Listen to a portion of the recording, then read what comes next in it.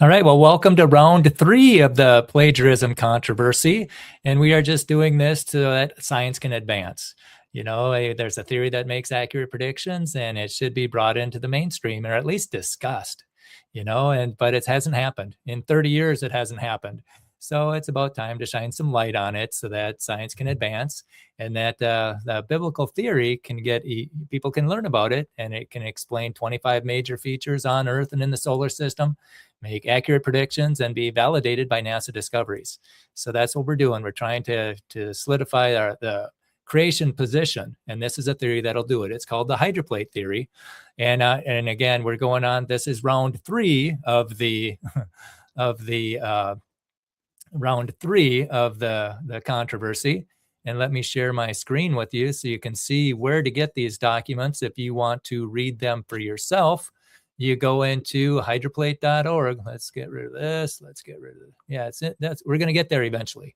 Go into hydroplate.org. I want you to see how to get there. Hydroplate.org. Go into hydroplate resources, down to hydroplate controversy, and then click this button. Very unnoticeable, but very important. Click it where it says hydroplate documents, right in the top left corner there, right above Kevin Lee. So you can click that. And in round 1, we did the letter to Steve Austin, and then we did and round 2, we did this one here. And now we're going to go on to round 3, Austin to Brown, in September 24th of 1993. So this is round 3. This is September 24th, 1993. So think about this. This happened 30 years ago. 32 years ago, it happened. This is 2025 when we're making this recording. 32 years ago, they've been sweeping this under the rug. And so this is Austin to Brown. This is let's see, let's go down to the bottom. It's from Steve Austin. It's going to Dr. Walt Brown. It says, "Dear Walt," and again, this is November 24th, 1993. "Dear Walt, Henry Morris and I have discussed the matter you keep bringing up, and we are in agreement that specific offenses that you say I made against you should be arbitrated. Enclosed is my signed revision of the agreement for binding arbitration that you requested. I hope this agreement is satisfactory with you. 3 copies are included, 1 to be retained by you, 1 to be returned to me, and 1 to be returned to the arbitrator. Attorneys I know recommended the following arbitrator: Stephen E. Hurst out of Encinita, California, attorney at law. Evidently, he has an excellent reputation. I have never met Mr. Hurst, and he does not know me. I talked on the phone with Mr. Hurst briefly last week. He said that he has extensive experience in Christian arbitration. His fee is $200 per hour, and he expressed interest in helping us. Mr. Hurst will be out of his office until December 6th. You can call him when he returns. What is your response to this offer of Christian arbitration? Sincerely, Stephen Austin, Chairman, Geology Department." Okay, this is the agreement. Okay, and okay. Agreement for binding arbitration. Stephen A. Austin, Institute for Creation Research, Santee, California, and Walter T. Brown Jr., Center for Scientific Creation, Phoenix, Arizona, agreed to enter into binding arbitration in order to settle a dispute between Christian brothers. Charges to be arbitrated. Charge made by Walter T. Brown that Stephen A. Austin has made false accusations concerning Walt T. Brown. And number 2, charge made by Walter T. Brown that Stephen A. Austin has appropriated incorrectly and claimed as if it was his own concepts which were originally proposed by Walter T. Brown.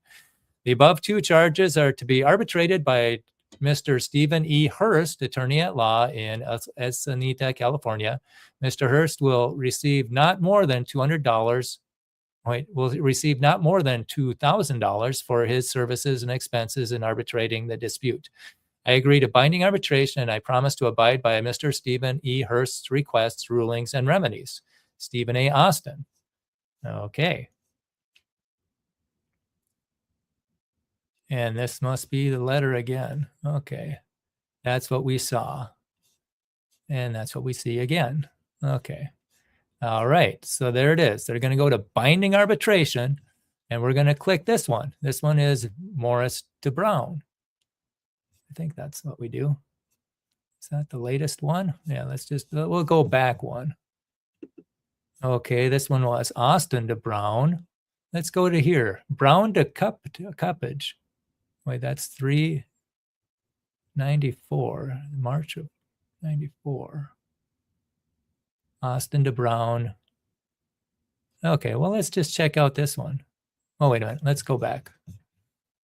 Let's go back to Brown to Morris, or Morris to Brown. This is December 17th. Okay, December 17th, Dr. Okay, this is from, let's see, move that up. This is from Henry Morris. Okay. Institute for Creation Research, December 17th, 1993, again, 32 years ago. Dear Walt, I assume you have received Steve Austin's letter of November 24th indicating, sorry about that, indicating, wow, is this touchy? Indicating his willingness to submit the questions you have raised to Steve Hurst, an attorney here in San Diego area, who has an excellent record as an arbitrator as well as in general legal matters. Since he has not heard from you, he suggested that perhaps you are waiting to hear from me.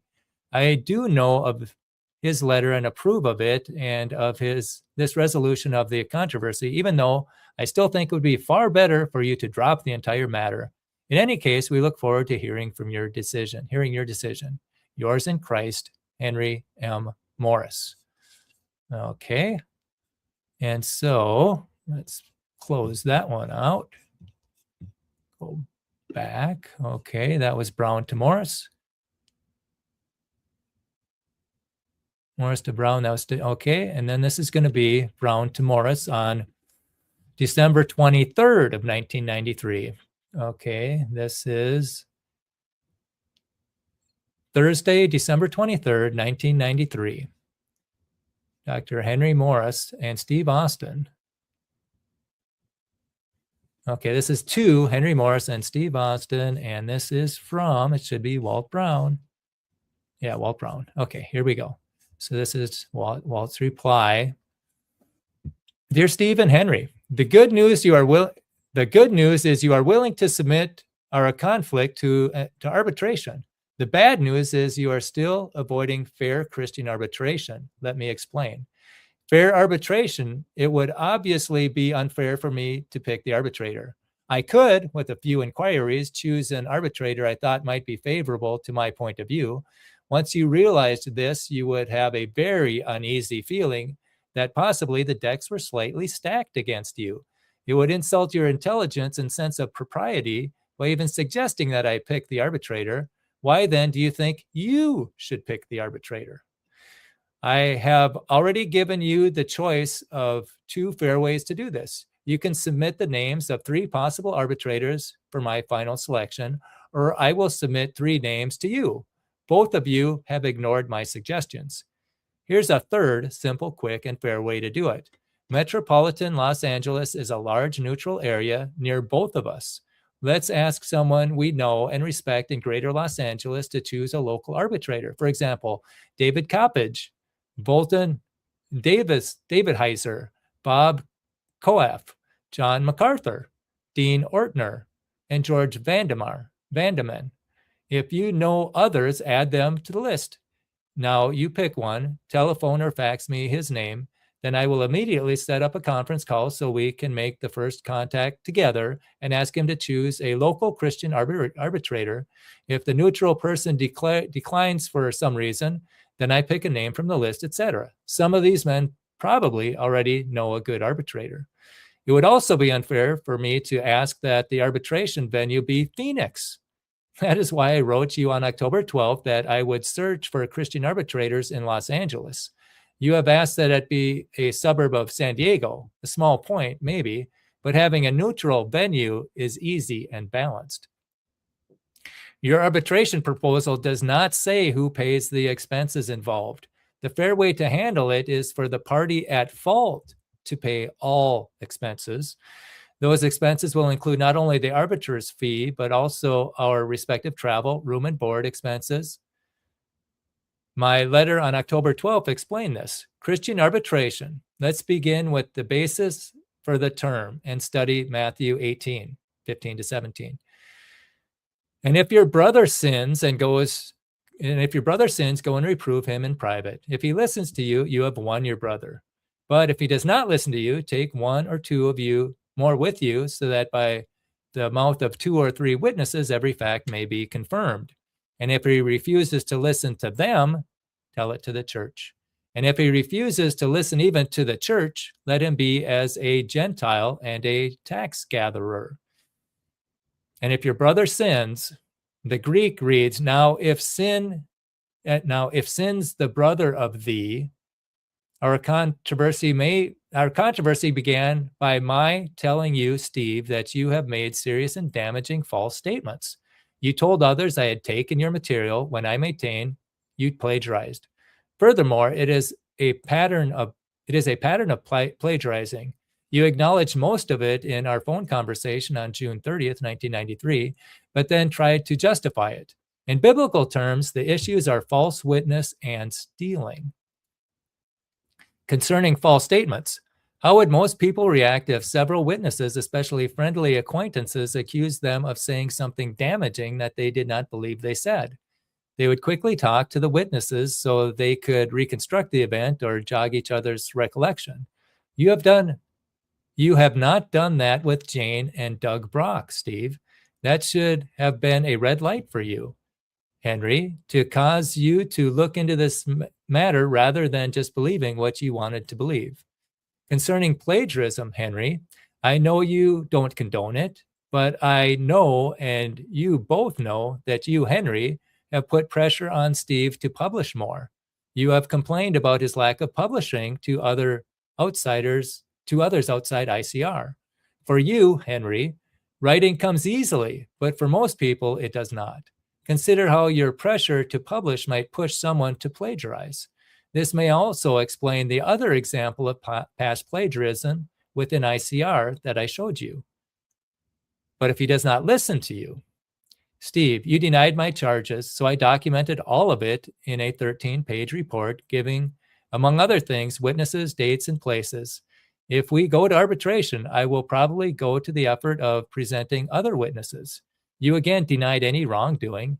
Henry, contrary to Matthew 18:17, you encourage me not to make this dirty linen public. And if he refuses to listen to them, tell it to the church. By last August 19th, it was obvious that the time for talking privately had passed. We were getting nowhere. From my point of view, you both were stonewalling. I was and still am prepared to let the church rule on the matter. What if you refuse to submit the issue to the church or refuse to listen to the church? If he refuses to listen even to the church, let him to be to you as a Gentile and tax gatherer. Okay. Yeah, we're doing okay. All right. But who is the church? To resolve this, we must agree on an unbiased Christian person or group who will study the problem I have raised and rule on it. This is where we have bogged down for the last 2 months. Since we don't have one distinct church body over us, I suggested that a Christian arbitrator act as the church. You both then seized on the word arbitrator and claimed with some justification that arbitration implies that both parties agree to the issue to be arbitrated. Therefore, you want the charges considerably narrowed, so Steve Austin does not have to face the broad range of plagiarisms we all know he has committed. Nice try, but my charges are not going to be narrowed. Notice in Matthew 18:17, the accuser,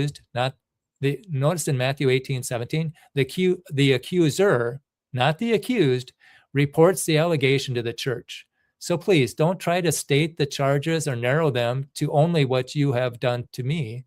Naturally, Steve does not want to face a charge that has taken and copyrighted for ICR the work of other researchers. He has already admitted guilt to me on the phone. It's an open and shut case, and you both know it. If you disagree, you, not I, should be the ones pushing for a ruling. Can you see how Christian arbitration differs from secular arbitration as you are proposing? How does that go again? If you disagree, you, not I, should be the ones pushing for a ruling. If you disagreed. Can you see how Christian arbitration differs from secular arbitration, as you are proposing? The question can be rephrased. Are you willing to have a neutral Christian judge rule over the alleged false statements and plagiarism by Steve Austin? I am. Despite your words, I have seen no clear action since June of 1993 that you want to resolve this. Consequences. Until now, I was willing to assume that maybe I had not been clear. You had not read my letters carefully, or you did not think I was serious. It is now obvious that you both are scrambling, trying to delay or maneuver this whole matter into a draw or difference of opinions. Maybe you want to wear me down or claim we were willing to arbitrate, but Walt refused. That won't work. Most who read our correspondence will judge correctly. As I wrote earlier, I sent out an initial mailing of the file of our correspondence, only to a very small number of people who have some reason for wanting or needing more information on this controversy. Here is a reaction from a leader of a creation society in a major city, a recently retired science professor. Quote, "We were saddened to learn of the ongoing conflict with ICR. We pray that they will soon come to see the harm they are causing to the common purpose and will adopt a more conciliatory and indeed a more biblical attitude.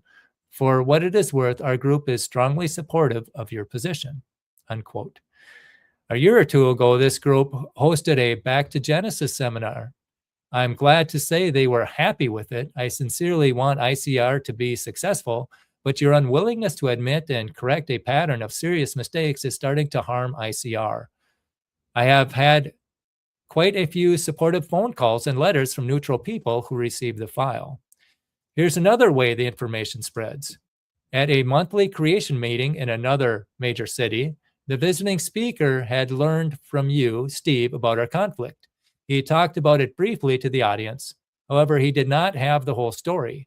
A person in the audience to whom I had sent a copy of the file went up to the speaker afterward and explained the 5,700 feet issue as the basis for suggesting plagiarism. The speaker probably did not follow all the details, but realized that he did not have all the facts. This information is seeping out in many ways. I have since offered that speaker a copy of all the correspondence whenever he wants it. You can be certain that if you put out an incomplete story on the subject and I learn of it, I will offer the complete story. I am sorry that audience did not learn the whole story. Someday I may be forced to respond to your incomplete stories and use other media. These events and reactions will multiply every few months if you continue to drag your feet. Why don't you send out a complete copy of our correspondence to whomever you wish? Get some honest reactions from neutral people who will speak frankly to you. When the subject comes up, I will always try to encourage the people to send for the file so they can read your words, responses, lack of response, and self-contradictions. I gave you an easy out, Steve, a simple, relatively private way to admit your mistakes and take corrective measures. It could have all been handled in a one-page letter to me and the publishing of a paragraph or two. The matter would end there. As I wrote you, I would not publish or broadcast Austin's letter or use it in a legal suit. I would decline any request for information on this from the evolutionary community. One advisor told me my offer was an olive branch if she had ever seen one. Others, after reading everything in the file, said that your ignoring the olive branch was a serious mistake. Now that it is obvious you are both dragging your feet, my olive branch will be withdrawn on January 15th, 1994. I need to put this behind me in order to deal with other projects and issues. Later, Henry, if you decide you want to resolve this matter, you have an invitation to visit my office for a face-to-face meeting. Until you reach that point, or Steve agrees in writing to binding fair Christian arbitration according to Christ's instruction in Matthew 18:17, there is no point in us corresponding. Instead, I will increasingly let the file be seen by interested parties, perhaps for the next 20 years. Sincerely, Walter T. Brown, Jr. P.S. I don't want to sound preachy, but it may help if I explain a deeply held perspective I have on Matthew 18:15, 17. The body of Christ has many diverse interconnecting components. So does the human body and the body of every living animal. When one component of a body misbehaves, the other components are designed to correct the error. This is an amazingly complex and important design feature that shows the hand and intention of the creator. If errors cannot be corrected, then the body is diseased. A well-functioning body needs these thousands of feedback systems. What if the muscles in your arm refuse to respond to signals from your nerves telling your hand it is going in the wrong direction?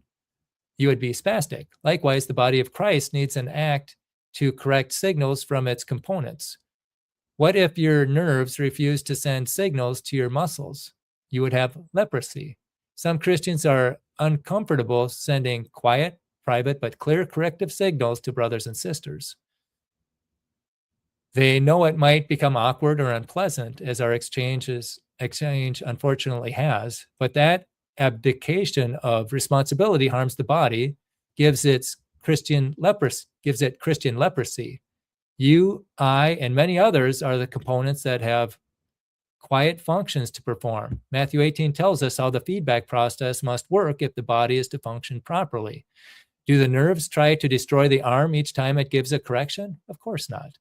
I have written you that I intend no harm to Steve or ICR, but if one component refuses sound correction that was directed by the head, then amputation may be the best solution. That is what Matthew 18:17b is all about. Steve, that is why you are at step 4. You ignored my letter of August 19th with your knowledge, Henry, and perhaps at your direction. Moreover, you both are still refusing fair Christian arbitration, especially by maintaining that you will state the charges. None of all this opposes Christ's equally clear instructions concerning love and forgiveness. The body of Christ has many diverse, interacting, and mutually important components. Each component should appreciate the others. I sincerely appreciate most of the work you both have done for the creation movement. Nevertheless, the serious problem I am raising will harm the creation movement. Please acknowledge and correct your mistake.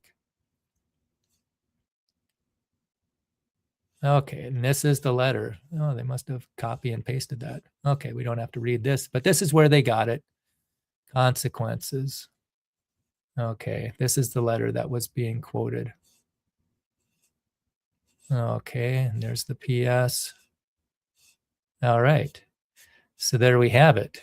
Okay, let's jump back over here. Let's see what's happening. Okay, looks good, and we can keep on rolling. That's about 20. Let's hear the response, shall we? What's going on here? This is from Morris, from Brown to Morris and Austin. Okay. Let's see, that was 12:23. When was this one? Let's do this again. Okay. Oh no, let's go back. I think this series goes okay, let's Morris to Brown, 12:17. Did we do that one? I think we did. Brown to Morris, 12:23. That's the one we just did. This should be the 20th. Whoa. All right, let's go back up. Okay, Brown to Morris. I think that's the one we just did.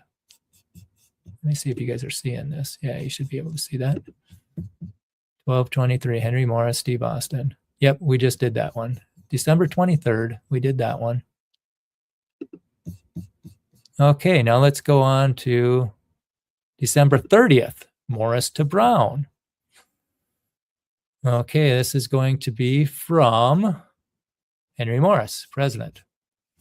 Okay, and this is on Institute of Creation Research letterhead. It's dated December 30th, 1993, so 32 years ago. And it's to Dr. Walt T. Brown, Phoenix, Arizona. Dear Walt, I have received your letter of December 23rd and find it very difficult to understand why you keep rejecting all of our proposals. It seems that we have no choice except to do what you say or else. Incidentally, the last arbitrator I suggested, Steve Hurst, was a person not known by either Steve or me, but one who was recommended to us by an attorney experienced in Christian arbitration. However, because you think he might be biased in our favor, we will drop the suggestion, as well as our suggestion of Emmett Williams. You have suggested 6 names of men in the LA area who could appoint a competent, unbiased Christian arbitrator. The first name on your list is David Coppage. Steve and I believe that David is an excellent choice. He has a creation ministry not affiliated with either ICR or Center for Scientific Creation. Also, David is familiar with Grand Canyon. Perhaps David could find a few hours out of his busy schedule to research and appoint a Christian arbitrator. I assume that you will contact him and make this request. Otherwise, you would probably think we would try to bias him in our favor. You have either ignored or rejected all of our responses, questions, and suggestions. It has become more difficult than ever for us to understand why you are doing this. The question of priority on a very controversial theory is, so far as I can see, a trivial matter, and Steve has already refuted your unwarranted charge of plagiarism. You keep citing Matthew 18 as a pattern for resolving the dispute, but this seems to me quite irrelevant. If anything, the discussion in 1 Corinthians 6 is more relevant. But in either case, I think it is an unworthy matter for Christian brothers to argue about at all. Apparently, you see it differently. However, so it looks like there is no way to settle this except by following your demands. Page 2, December 30th. Is that what this was? Yeah, page 2 of this goes on.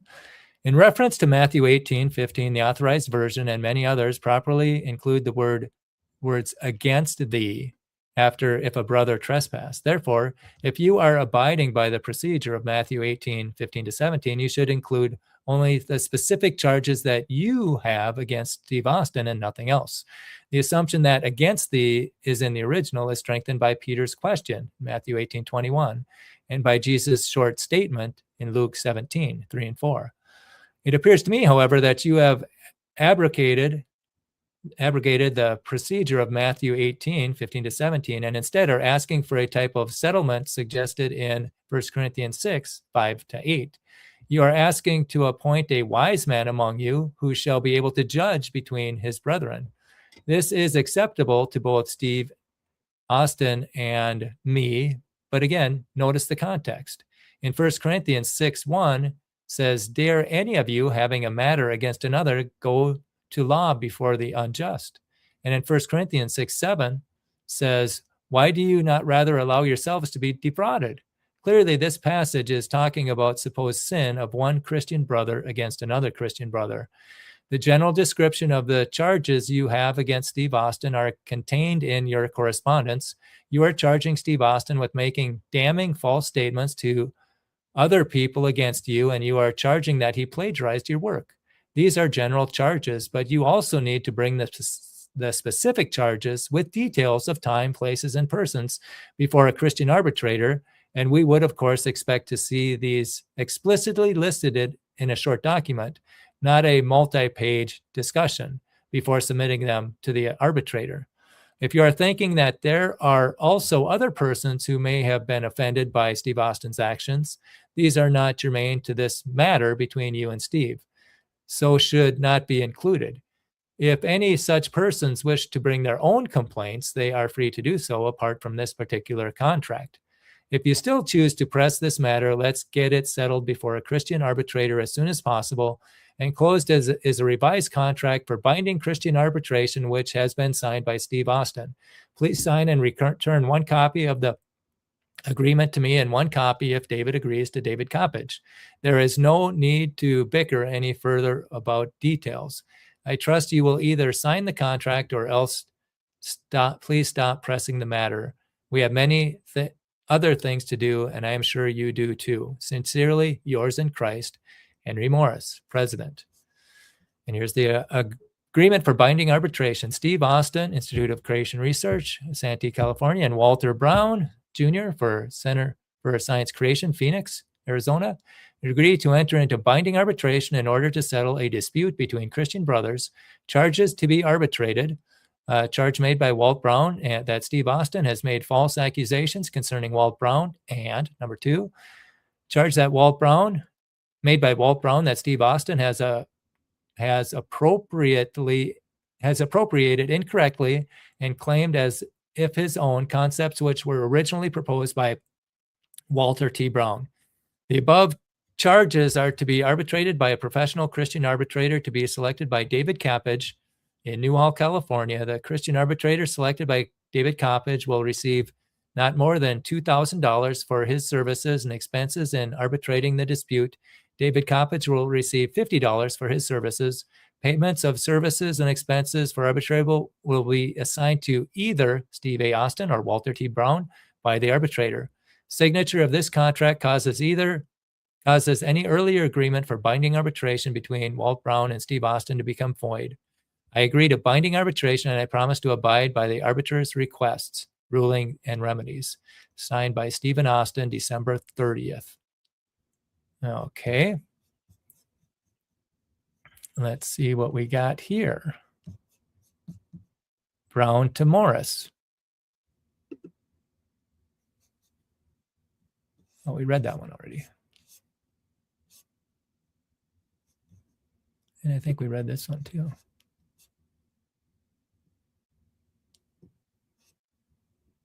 December 17th.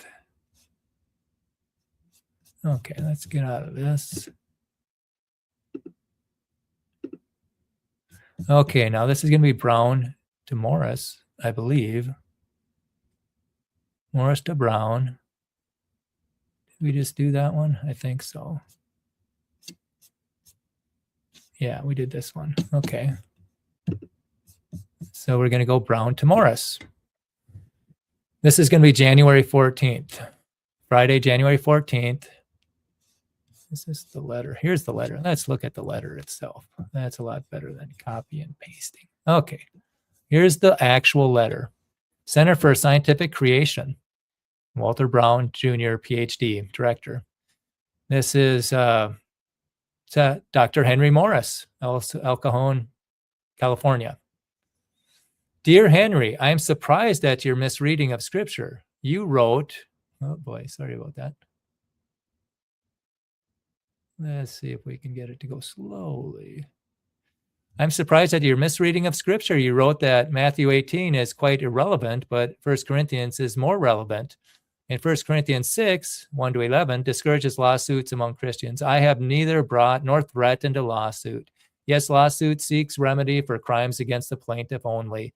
But my proposal that we find one wise man who will be able to decide between his brothers, 1 Corinthians 6:5, does not mean that I must address only Austin's actions against me, or that I have abrogated the procedure of Matthew 18, 15-17, as you claim. I proposed selecting one wise man on October 19th, 1993, so we could resolve our disagreement quickly, quietly, and honestly. Nor is Matthew 18, 15-17 quite irrelevant. It contains Christ's clear, simple, and authoritative instruction for resolving serious allegations among Christians. Yes, some translations of 18:15 read, if a brother transgress against thee, but the words against thee are not found in the best Greek manuscripts. I gave you the Greek reading in my latest letter. In 1967, Zondervan published the New Testament from 26 translations with Curtis Vaughan as general editor. In discussing Matthew 18:15, they wrote on page 75, the words against thee are now recognized as not adequately supported by original manuscripts. Other texts make this clear. Paul in 1 Corinthians 5, 9-13 gives instructions similar to those of Christ in Matthew 18, 15-17. Covetousness is strongly desiring something that rightfully belongs to someone else. It precedes stealing in general and plagiarism in particular. Paul tells the church to judge covetousness and other sins committed by Christians. Notice these sins are not restricted to those that have harmed the accuser. In other words, wrongdoing by a Christian does not have to harm a particular person for the church to deal with it. The Bible is full of instances where one believer admonished another for the sins against others. Therefore, you have no basis for insisting on what my charges are. The broad pattern of Austin's plagiarism is highly relevant in seeing his plagiarism involving me. This pattern and the other example from ICR harms the creation movement. This has serious direct consequences for me and many others. That is reason enough to bring the broader problem to the church. You proposed agreement for binding arbitration has other flaws. I explained most of them before, so will not repeat them here. One not specifically mentioned is that your signature, Henry, agreeing to binding arbitration must also be on the agreement. The arbitrator might make several possible rulings that you, not Austin, will have to carry out. For example, something may need to be published in Acts and Facts. I understand my previous letters, which have addressed all the issues you have raised. But if you and Austin ever decide to allow a Christian arbitrator to rule on all alleged plagiarisms in a biblical prescribed manner, I will contact David Coppage by letter and send you a courtesy copy. Until then, we have nothing more to discuss on this matter. Sincerely, Walt Brown. Okay. And what's the response to that? Morris to Brown. Morris to Brown. This is January 20th, 1994. So 31 years ago, this was being discussed. This is on the Institute of Creation Research. This is going to be signed by Henry Morris, and this is to Dr. Walt Brown. Dear Walt, I am disappointed and saddened by your latest letter of January 14th. It seems we have reached an impasse. Let me make one last plea to get you to drop the whole matter before it does even greater harm to the great cause of scientific biblical creationism to which we have, sorry about this. This is not working very well. Ah, close. Do we have it? No. All right. There we go. That'll have to work. Okay. Let me make one last plea to you to drop this whole matter before it does even greater harm to the greater cause of scientific biblical creationism, to which we have both dedicated our lives. No one at ICR, to my knowledge, has ever been guilty of either maligning you or plagiarizing your work. When you insist that we apologize for one or both of these, you are asking that we acknowledge something that is not true. And this we cannot do in honesty. Even if an arbitrator should decide in your favor, we still could not do this because it would not be the truth. I am sorry if anything we have said or done has been misunderstood by you, but that is all it could possibly be. I wish you would be willing to accept this. With respect of the question of maligning you, the fact is that we never even mention you or your theories in our public messages. When people ask us about you in private or occasionally from the floor, we respond in words to the effect that you are a fine scientist, that you are doing a great job in promoting recent special creation, and that your seminars are excellent. If they ask specifically about your flood model, we reply that there are many other competing flood models, and we are more concerned with the fact of the flood than with the speculations regarding the physical mechanisms which might have produced it. I know that is how I respond to such questions, and I am confident that others at ICR respond in similar fashion. I again asked them that specific question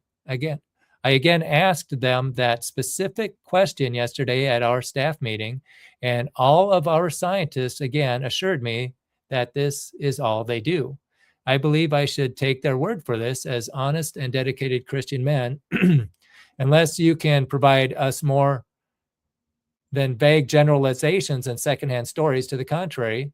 You are the only person so far as I know who has ever made such charges. If others have said this, it has not come to me. Page 2, January 20th, 1994. With respect to the question of the so-called breach dam model of Grand Canyon, Steve has shown, supported by both Ed Holroyd and Russ Humphreys, that he had discussed this in one of his earlier Grand Canyon guidebooks before you had ever published anything on it. Steve certainly did not get the idea from you. However, he has been willing to concede that you also may have arrived at it independently, just as others have before both of you. At most, it is a trivial issue, especially since the whole concept is an unproven hypothesis. In any case, no plagiarism was involved. Excuse me. You also speak vaguely of other ICR plagiarizations, but with no citation of what, when, or where. You once noted a so-called plagiarism in the Age of the Cosmos by Harold Schlusser, but that is the only instance that also was trivial. As I wrote previously, the case cited was one of a standard derivation. Almost certainly the author you felt compelled to defend got it from somewhere else himself. All textbooks do this sort of thing as far as standard derivations are concerned. Surely you know this. In any case, I do not know what Schluster would say in his own defense, as we have not heard from him in about 8 years. Merely to placate you, however, I agreed that we would not reprint or promote the book anymore, and that we would remove it from our catalog when we publish a new one. Schlusser's monogram does have much good material in it, so it would be sinful to burn the remaining stock just because of this trivial duplication of a standard derivation. I hope you can see that from our point of view, your charges are both baseless and harmful, not only to ICR, but also to the cause of Christ. To us, your motives in pressing this matter are at least perplexing, and I would urge you once again to prayerfully consider forgetting the whole matter. You have rejected our last and final offer of arbitration. If you now insist on publicizing your charges, which we consider false and slanderous, even more widely than you already have, you will force us to respond in kind. This response will have to be sent to anyone. This response will have to be sent to anyone inquiring about your charges. All of this can only injure your own ministry as well as more importantly, the cause of Christ in general. Therefore, once again, please drop this issue before it goes any further, and so will we. It would be much better for us to work in harmony together for the great truth of creation. Okay, let's see what happens here. Okay, Brown to Morris, Morris to Brown, Brown to Morris. Oh, we did this one. November 10th, 1993. Okay.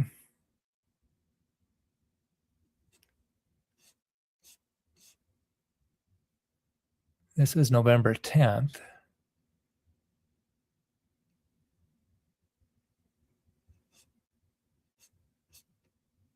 Yeah, this might be interesting. Okay, this is a few months before that, or the month before that. And this is a little bit out of order, but I think it's probably worth reading. This is from Walt Brown to Henry Morris, dated November 10th, 1993. Dear Henry, you should not be surprised that I've recently started informing others of our problem that it's gone unresolved since June. On September 21st, I wrote that since Austin ignored my offer of Christian arbitration, I no longer feel responsibility to keep close hold on this information. I welcome scrutiny of this matter by anyone. Matthew 18 calls for the privacy for only steps 1 and 2. Austin is at step 4. Nor should you characterize this as you did. We hear, ? That you have been accusing both Steve and ICR in general of plagiarism and the hurtful action of various individuals and possibly in your public meetings. First, I have no public meetings since June. Second, I wrote you on October 12th. I sent out an initial mailing of the file of our correspondence only to a small number of people who have some reason for wanting or needing more information. Of course, that number will continue to grow until this matter is honestly, fairly, and forthrightly resolved. The more it grows, the less control I have over who else will see the file. The file speaks for itself and allows people to see clearly who is in the wrong. You stated in your November 3rd letter, since you have rejected the arbitrator, I suggested we would naturally reserve the right to approve the one you suggest. I wrote that I would give you a choice of 3 nearby Christian arbitrators who are independent of our organizations and unknown to us. Allowing either side to reject any proposed arbitrator could produce allowing either side to reject any proposed arbitrator could produce a stalemate. If you wish, you may submit the names of 3 such arbitrators to me. The first step is for you and Steve to agree in writing to binding arbitration as I have done for you. The stipulation that the arbitrator be reasonably familiar with geology is clearly unnecessary to decide whether Steve Austin has made false accusations and 2, has plagiarized. Adding needless requirements is another way to derail the arbitration process, which I hope you are not trying to do. If the arbitrator found to be needed some background in geology, he would simply seek the opinion of a geologist or withdraws himself from the process. I also reject your 5 statements of what my charges are against Austin are. I also reject your 5 statements of what my charges against Austin are. My last letter and the 13-page report are quite specific about the 2 charges italicized above. And I believe the arbitrator will agree. If not, he will tell me and I will comply. Nor is your agreement on the specific charges called for in Matthew 18. I will state charges, not you. Any stipulations you wish to inject can be a matter for the arbitrator to decide after Austin and you submit to binding arbitration. Until you both sincerely seek to resolve this, any future correspondence between us is pointless. As now details come to my attention, I will amend. As new details come to my attention, I will amend, as I promised, the July 6th report. Enclosed is the very latest, slightly modified version along with an amended version of my September 20th letter, Austin Brown Exchange. I leave this morning for Russia and will return in November 24th. Sincerely, Walt. Okay. What's this? Austin to Brown. Morris to Brown. That was November 3rd. So these are going in backwards order. Sorry about that. We are going back in time. Okay. Okay, so this was before that. This was November 3rd. This is what he was responding to. November 3rd, 1993. Dear Walt, pressure of various out-of-town trips and other urgent matters have prevented either Steve Austin or me from replying to your letter of October 12th before now. In the meantime, we hear that you have been accusing both Steve and ICR in general of plagiarism and other harmful, hurtful actions to various individuals and possibly in your public meetings. Your letter of October 12th says that you are mailing information concerning this controversy to people not affected by this matter. I hope this is not the case. To respond to your demand that your charges be submitted to an arbitrator, we are willing to do this, although we think this is overkill on a very trivial matter. Since you have rejected the arbitrator I suggested, we would naturally reserve the right to approve the one you suggest. It should be someone who is a Christian and reasonably familiar with geology, yet not connected with either of our organizations. With respect to the matter be arbitrated, it is necessary, of course, to have these in the form of specifics rather than generalities, that is, names, dates, places, specific content. These matters should be charges made by you against Dr. Austin. These charges should not include secondary matters that do not relate to you, i.e., any grievance Dr. Edward Hoyle may have against Dr. Austin. In your letters of October 12th, you wrote, each letter from you and Austin has denied slightly different charges than I have ever made. That shows me that we need to get an agreement on specific charges that you have against Dr. Austin. Here are the main charges made concerning you and Dr. Austin as I have understood. These are abstracted and possibly rephrased from your manuscript of July 6th, your letter of September 20th, and the letter of October 12th. Charge number 1, Dr. Steve Austin made incorrect statements concerning Walt Brown Jr. to Dr. and Mrs. Doug Brock at Rockford, Illinois. The incorrect speech by Dr. Austin presumably occurred at the People's Church in Belmont, Wisconsin on November 3rd, 1990. The content of the speech is not well described, but included a statement by Austin that Brown had taken some of Austin's material on the Grand Canyon. Charge number 2. Dr. Austin made incorrect statements concerning Dr. Brown to Dr. Russell Humphreys of Albuquerque, New Mexico. This speech by Austin to Humphreys caused Humphreys to make a specific charges to Brown and Mr. Robert Gentry of Oak Ridge, Tennessee, including the charge that Brown may have plagiarized Austin's work in the breach dam theory of erosion of Grand Canyon. Charge number 3. Okay. Again, please indicate when and where and what. Charge number 3, between September 16th, 1988, when Brown made his first public lecture on his theory for erosion of Grand Canyon, and January 23rd, 1989, when Austin wrote Dr. Ed Holroyd for permission to publish a lake map, Austin incorrectly appropriated and claimed as if his own concepts, a theory which Walt Brown had advocated in public lectures. Specifically, Austin appropriated from Brown's public lecture the notion that a large lake had existed in southeastern Utah and that the elevation of the lake was 5,700 feet. Okay. Charge number 4, Dr. Austin emphasized a false year of copyright, 1988, for an ICR Grand Canyon guidebook in conversation and correspondence with Dr. Brown. The purpose of the emphasis was for Austin to establish priority of his theory over Brown's manuscript. Okay. Charge number 5. Dr. Austin needs to acknowledge publicly that Brown is the source of the named Grand Lake in connection with theories of erosion of Grand Canyon. Please either confirm or supplement these specific charges so that both we and the proposed arbitrator will know exactly what they are. Remember, these charges should be specific between you and Dr. Austin. If Dr. Ed Holroyd has a grievance, let him, not you, bring it to an arbitrator. As you know, Steve is prepared to deny them and to document his details. I still think you would be wise to drop this whole matter. We both have a far more important message to convey to the public than a brotherly argument over priority of an unproven theory. Okay.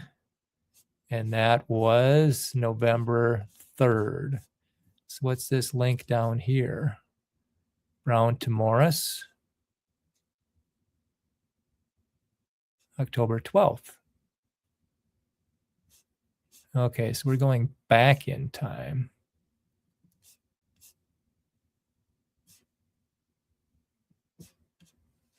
Okay, October 12th. Let's see if there's anything before that.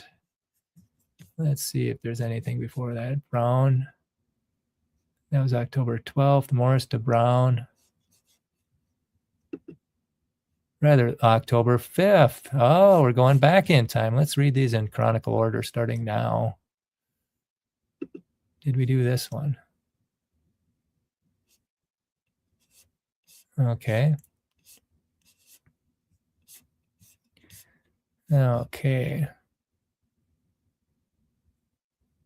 Okay, yeah, we did this one.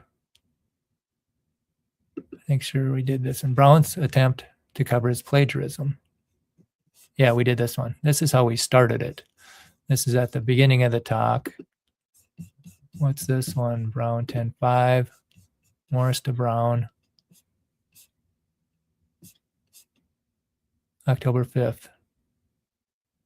Okay, let's see if there's any more. Brown to Morris. That's on September 21st. What's this one? This is October 12th. So September 21st. Okay, we'll do this one. We'll try and go in order now. Okay. This is ICR writing to Brown, and this is from Henry Morris. So I apologize, these aren't in chronological order. They got a little bit, what's going on here? There we go. October 5th, 1993, so 32 years ago, no, 32 years ago. Dear Walt, and this is, October 5th, 1993. Dear Walt, I'm sorry to be slow to respond to your letter of September 21st, but I have made trips to Virginia, Tennessee, Florida since then, and there are simply not enough hours in the day to handle everything that comes up. As I've explained before, there seems to me to be no basis in either fact or reason for Christians to argue over priorities in a questionable theory that is not susceptible of proof or disproof, either biblically or scientifically.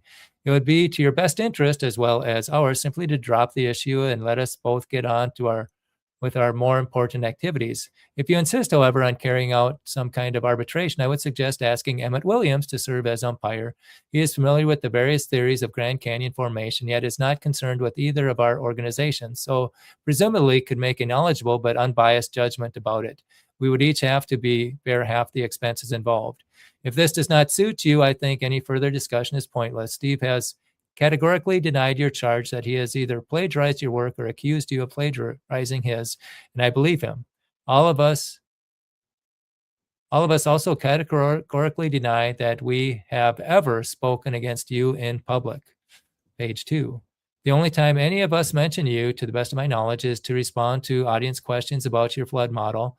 Then we have to say, in all honesty, that it is one of many such models, and we are not committed to any of them. We are more concerned with the fact of the global flood than with its mechanisms. None of us, however, has ever criticized you personally, so far as I can find. For that matter, we do not necessarily reject your flood model. We remain neutral on the subject, just as with many other flood models that have been proposed. On the other hand, we appreciate your strong defense of recent creation, the global flood, and the biblical Christianity in general. We praise the Lord for the many people you are reaching with these vital truths. Okay, so that was September 21st, I believe. Brown to Morris. Okay. What's this one? Brown to Morris. Oh, that's not Brown to Morris. That's more. Oh, that's October 5th. Okay. Uh-oh. Page is not working. Why not? Okay, now let's try this one. This is October 10th. And this is Brown to Morris on October 12th. Dear Henry, thank you for your letter dated October 5th and your kind words. There are a few points in your letter that are not clear. Are you accepting my offer of arbitration? Are you accepting it only under the condition that Emmett Williams is the arbitrator? If so, stipulating who the judge and jury must be is a highly irregular in any sincere desire to reach an agreement. Has Sean Austin accepted my offer? For now, I will assume that you, a skilled and prolific writer, were writing in good faith and that any ambiguity was not intentional, and you truly want to resolve the matter. I do. Contention among Christians is wrong. Besides, it's harmful to the creation movement. To proceed with Christian arbitration, 3 specific questions must be carefully answered. 1, what charges and specifications will the arbitrator address? 2, what will the arbitrator do? And 3, who should the arbitrator be? We must agree on 2 and 3. Since I am making the charges, I must state them and give enough specifics for an arbitrator to rule in their validity. The charges and specifications, the charges have always been that Steve Austin has made false accusations and has plagiarized copyright infringement.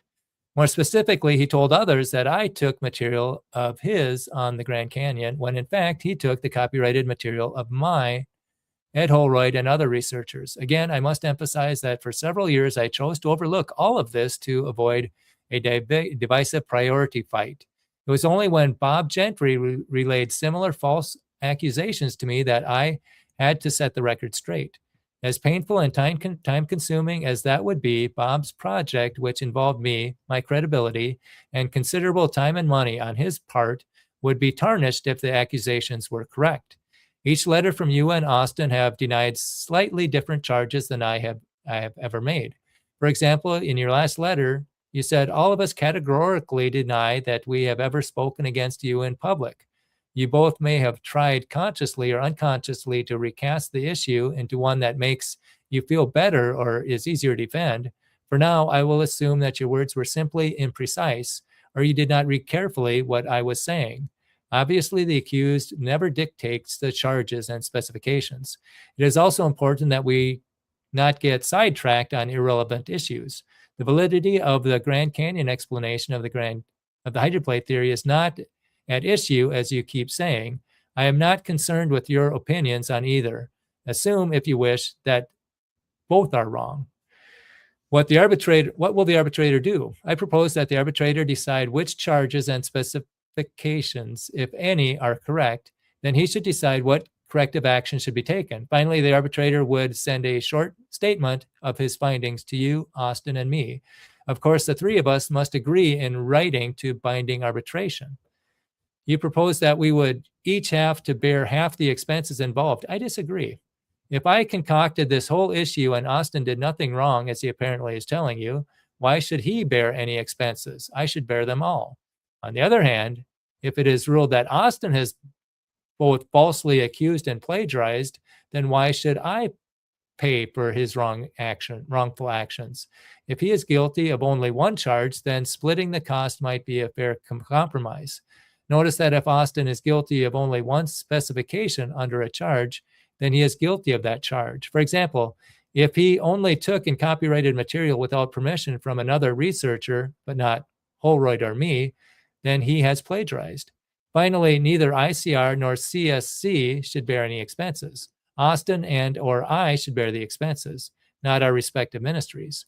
Having ICR or CSC pay would be highly improper. Although I have not gone through this procedure before, I suspect that the total cost will be less than $2,000. Once we agree on the matters raised in this letter and we all sign statements of binding arbitration, I visualize both Steve Austin and I mailing to each other and the arbitrator all relevant material. I never received from Austin some of his latest relevant writings. He said on June 30th he would send me. A week or so later, Austin and I should meet with the arbitrator so that all the questions can be asked and answered. This would give Austin an opportunity to question me face to face. Then the arbitrator will want to look into some matters in more detail, primarily by phone and letter. Finally, we would issue a draft report and asset costs to which Austin and I might have a time to respond before the final report is issued. The arbitrator's job is not complex from a scientific or administrative standpoint. Who should the arbitrator be? You suggested Emmett Williams, with whom you and Austin have worked much more closely than I. For several reasons, I believe this would be inappropriate. Impartiality is the primary requirement of an arbitrator. Emmett is a fine man who has and will continue to be an active creationist. He undoubtedly has opinions of all of us, which, despite his best efforts, might influence his judgments. Ruling against Austin or myself would probably place him in an awkward position in the future. Therefore, he might be inclined to mediate rather than arbitrate. Besides, Emmett is not well grounded in the law. Another problem with having Emmett is geography. It would be difficult and expensive for three of us to have a face-to-face meeting in Atlanta. Instead, the arbitrator should live somewhere near Phoenix and San Diego to minimize travel costs. If you agree, I will start looking in the yellow pages of Los Angeles for 3 creation arbitrators. You and Austin can make the final selection. In this way, we will agree to arbitrate in good faith without any hope of selecting a favorable arbitrator. Once both of you sign a copy and return the enclosed form, I will begin the selection process. We are both very busy and regret spending time trying to resolve this matter. The best way to prevent any further waste of time is for Austin to admit forthrightly his mistake. The sooner it happens, the less painful it will be. If Austin had accepted my offer of August 19th, then rather than now, we could have saved ourselves much trouble, and the matter would probably be resolved. Let's get on with it. Frequently, I've asked Austin simply to admit his mistake and take corrective action. This is a very easy and straightforward. What might this entail? Steve would send me a brief letter similar to the following. Dear Walt, I want to acknowledge some mistakes I have made and assure that they will not be repeated. First, during the last few years, I have privately expressed to a few people, including Doug and Jane Beck, that I thought you had taken material of mine on the Grand Canyon. I know that was not true, as I am able to recall people who have heard this from me. I informed them of my new understanding. I will not speak against you again without first discussing any disagreements with you privately. As you were aware, before you began your studies of Grand Canyon, I frequently wondered if the former Hopi Lake in eastern Arizona could somehow breach the Kaibab Plateau. Two other geologists during the last 140 years have made similar proposals. Ed Holroyd strengthened that thought when he showed me in 1986 where a large lake could have been entrapped behind the Kaibab Plateau. He wondered whether a fault might have occurred near what is now the visitor center, which emptied the lake suddenly, eroding the Grand Canyon. In 1988, I learned that you were proposing with some specificity based on field discoveries you made that such an event happened with several lakes, one of which you were calling Grand Lake. That gave me confidence in my earlier idea, so I tried to publish something as quickly as possible. I modified the ICR's 1989 Grand Canyon guidebook to include Holroyd's map and added a statement that this lake breached its dam to form the Grand Canyon. As I now recall, my request reference to the lake's elevation being at 5,700 feet did come from you, as did the name Grand Lake. I continue to favor the view of the breach occurred through over. I continue to favor the view that the breach occurred through or over the Kaibab Plateau rather than your explanation involving the Echo Vermilion Cliff Complex. I should have been more specific in acknowledging that Ed Holroyd was the source of the figure I used, especially after I suggested how I could do so, and he published the idea himself. Now I realize that by not acknowledging my sources, most people assume that I originated the ideas or discoveries. It was also a serious error to copyright artwork from other researchers without their permission. It would not happen again. Your explanation for the Grand Canyon motivated me to quickly and more forcefully claim that the Grand Canyon formed by the breaching of a dam. In trying to establish my priority, I should not have emphasized the false 1988 copyright in my conversation and correspondence with you. Within the next year, I will add a paragraph or two in some publications of mine giving the proper credits after I draft it. I will send it to you for comments on its accuracy and completeness. In the future, I hope we can do a better job of exchanging information. Henry Morris concurs with all of this. Sincerely. And then Steve Austin could sign it, and that would eliminate the whole thing. That would be the end of it. Okay, going back to ending that sample letter, going on to what Walt wrote. Henry, please be assured that I am not trying to embarrass anyone or harm ICR. If Austin was sincere, did what he promised, and his letter was complete, accurate, and forthright, the matter would end as far as I'm concerned. I would not publish or broadcast Austin's letter or use it in a legal suit. I would decline any request for information on this from the evolutionists community. I would only show the letter to those who raised the subject privately with me or who have already read the file since Austin declined my offer of Christian arbitration. Some, such as Russ Humphreys, might wonder why I concern myself with Austin's taking and copywriting for ICR ideas and artwork of other researchers. After all, that does me no harm. In a secular legal sense, he's right. For those acts of plagiarism, I have no grounds for redress, nor do I seek them. I raise these issues because of the statement, if your brother sins, go and reprove him. No one likes to do this. However, our Lord told us to do it. Take something that does not belong to you, even ideas and artwork. Taking something that does not belong to you, even ideas and artwork, is wrong. In fact, it is stealing. In Austin's case, it is a pattern that has also impinged on me. For that, admonishment and corrective action is needed. I ask for your help in this matter. Since Austin ignored my August 19 offer of arbitration, I sent out an initial mailing to a small number of people who have some reason for wanting or needing more information on the contrary. Of course, that number will continually grow until this matter is honestly, fairly, and forthrightly resolved. The more it grows, the less control I have over who else will see the file. The most frequent comment from people who have no reason to take sides is first shock that a conflict exists between us. Then they asked, why is it so hard for ICR to admit a mistake? Is it pride? One person thought this procedure was so appropriate and healthy, if only to lay down future guidelines for the creation scientific community to abide by. I agree. In the end, I believe much good will come from all of this. Sincerely, Walt Brown. Agreement for binding arbitration. I agree to binding arbitration and promise to abide by the arbitrator's requests, rulings, and remedies. This is Walt Brown, Steve Austin, and Henry Morris. Okay, and this is the letter that I just read, I do believe. I think so. Okay. Yep, that's the letter we just read. And there's the arbitration process. Okay, so we're getting through round 3. And let's see, I think we did this one on October 5th. We'll see. Okay, this is dated October 5th from ICR. Yeah, we read this one already. Okay, let's see if we read the other one. Brown to Morris. Yeah, I believe we read this one too.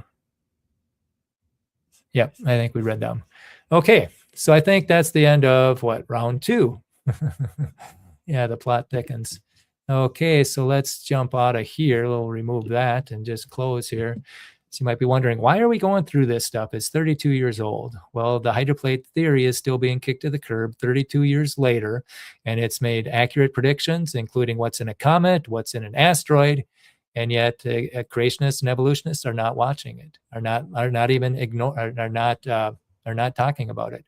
Oh, let's look at some comments here. It says, "Hello, what is the topic?"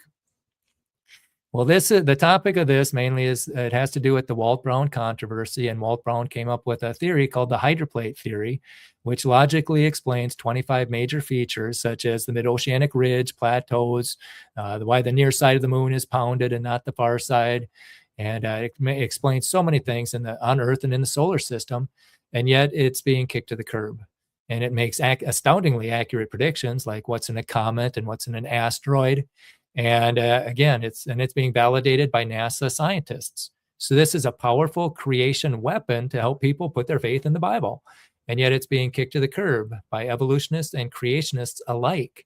And this is one of the reasons of why I believe it's because there's a can of worms nobody wants to talk about alleged plagiarism in the past, 32 years ago.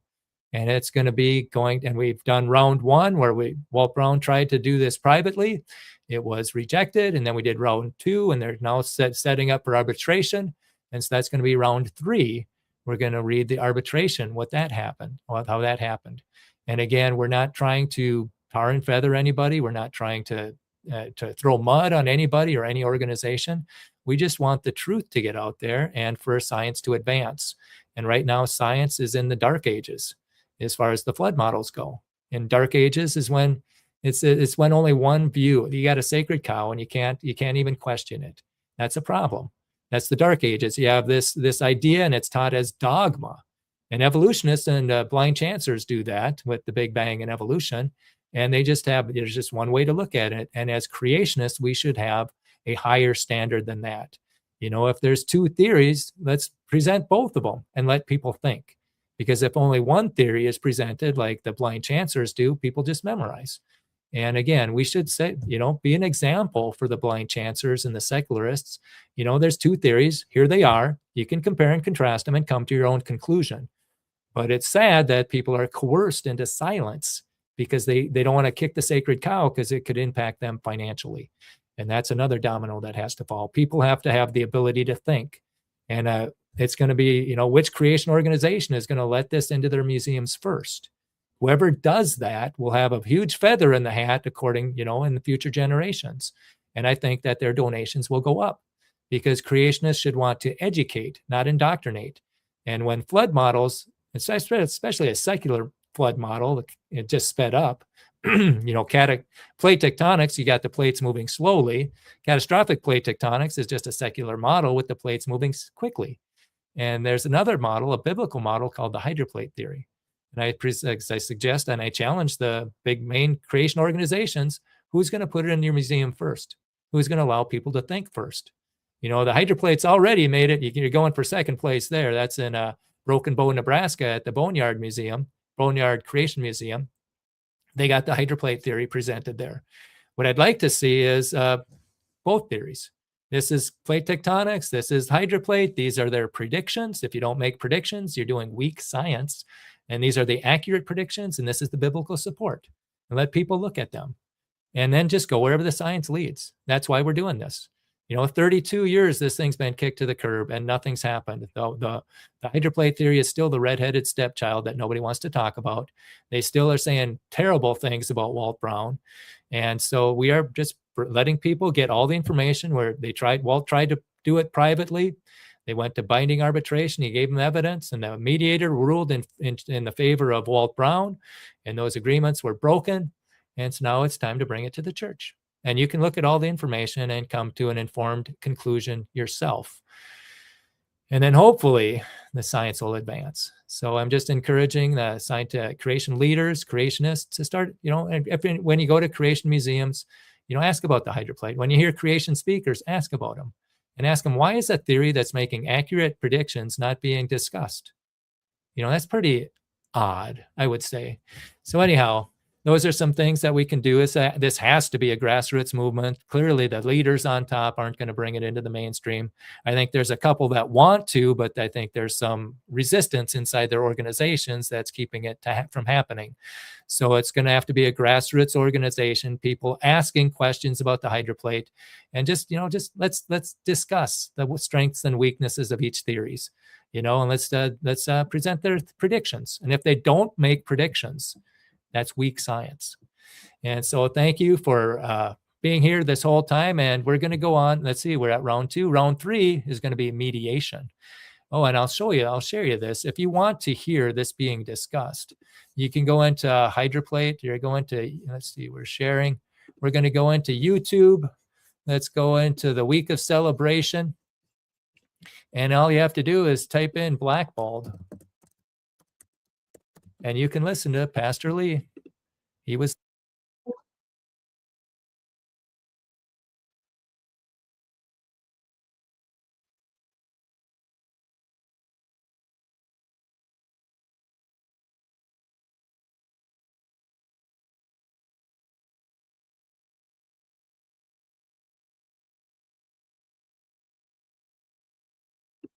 Yeah, so you can listen to that. Why was Walt Brown blackballed? That is 6 minutes long. You'll get a quick overview, and it's pretty. It's not fun to show this. It's not enjoyable to show this, and I'd rather not show this.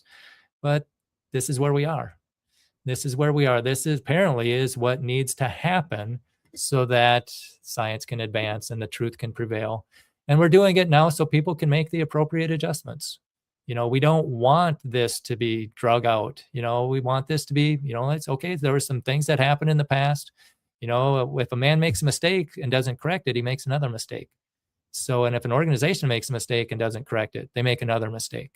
And so it's just a time to say, you know what, there are some things that happened in the past and we're trying to rectify it. And we're going to let the hydroplate theory be discussed in our organization. We're going to even allow it to be presented in our creation museums. And again, the creation organization that does that first is going to have a huge feather in their hat because they're going to show that, hey, we want people to think.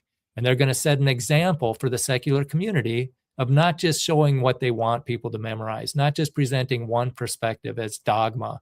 As creationists, we should be better than that. And so again, pray for creation leaders. Hopefully that they'll step up to the plate and they'll want people to think instead of just memorize a secular model sped up. So anyhow, we thank you for coming and stay tuned for round 3. It's going to be mediation.